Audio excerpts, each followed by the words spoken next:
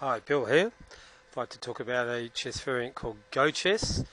I made this up about 20 years ago. I posted on my website at the time, which I no longer have, but I have a new website.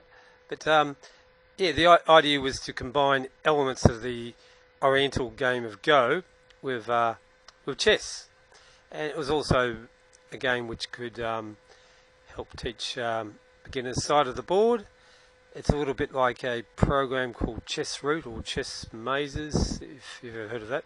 Unlike most chess variants, you start with an empty board.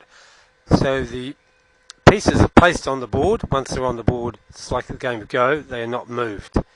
Unlike Go, no piece is ever captured, but the game continues until somebody can't make a move or all the pieces have been placed on the board. So one player has the white pieces, one player has the black pieces. So what I'll do is, the rule is you must place the king first, and the piece must be placed where it cannot be captured by the opponent. Also, you cannot have two bishops on the same colour, and pawns cannot be on the first or eighth ranks. Okay, so it's good to control as much of the board as possible. So white goes first, so you put the king right in one of the four central squares. This denies black of all the squares attacked by the king. Black will never be able to place any pieces on those squares. So then black makes a move. Good place to put the king is here or here, so let's say he puts it there. And now the kings have been placed. The remaining pieces can be placed on the board in any order. Though it tends to be good to put the queen next, because it controls so many squares. So let's say white puts the queen here, and that controls many squares, denying black many squares. So what might happen later on if white adds, say, a pawn or a knight or bishop, he may block access to some of these squares by the queen, so some new squares may become possible for black. So let's say black also places the queen.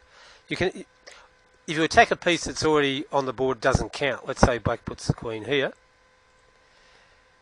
Even though the king's in check, that's of no consequence. There is no check or mate, and pieces attacked after their place doesn't matter. So this controls quite a few squares. It's good then to place the rooks, because they also control lots of squares. So a good place is to put the white rook there, controlling 14 squares. Black can do something similar. He can put a rook here, control lots of squares.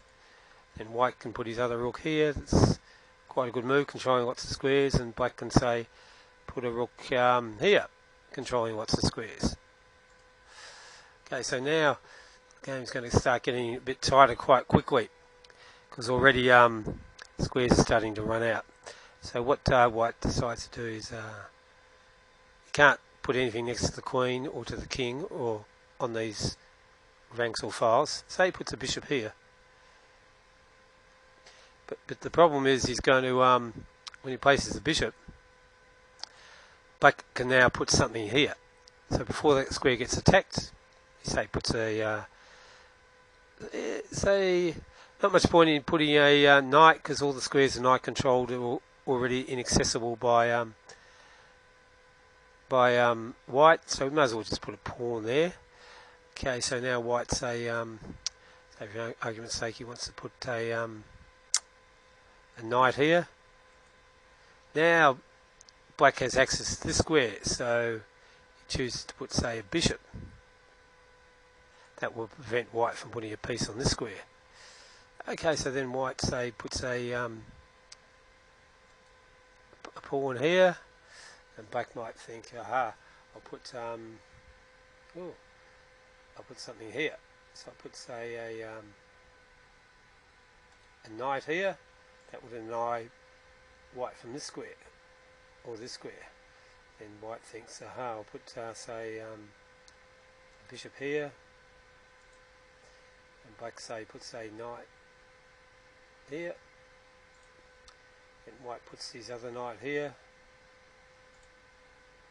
So white's placed all his pieces, he just needs to place the 7 pawns. Black's got another bishop, so put the bishop, where can he put it? Okay, he puts it there, he makes these squares become accessible to white. So let's say he puts it there. there. Okay, so now pawns are hard to place because of the rule that you cannot place them on the first or the eighth ranks. So let's say white puts a pawn there, then black puts a pawn, say there. Now white's got access to these two squares, so he puts a pawn there. Then black puts a pawn here. Oops, that should be a black pawn. White puts a pawn here. Black puts a pawn here. So white's placed 1, 2, 3, 4 pawns. He needs to place another 4 pawns. It's getting tougher. Puts a pawn here. Black puts a pawn. Where's he going to put a pawn? Okay, so can't use the first or the eighth ranks. Can't put any pawns on the second rank. Can't put any pawns on the third rank. Can't put any pawns on the fourth rank.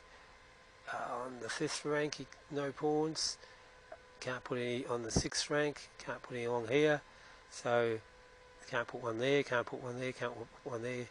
You're not allowed to put them on the eighth rank anyway. So so black has lost the game because he cannot place a pawn on the board. So yeah, the idea was to create a game that was a bit different from other chess variants and combine the some ideas of Go with chess. The strategy is to control as much of the board as you can.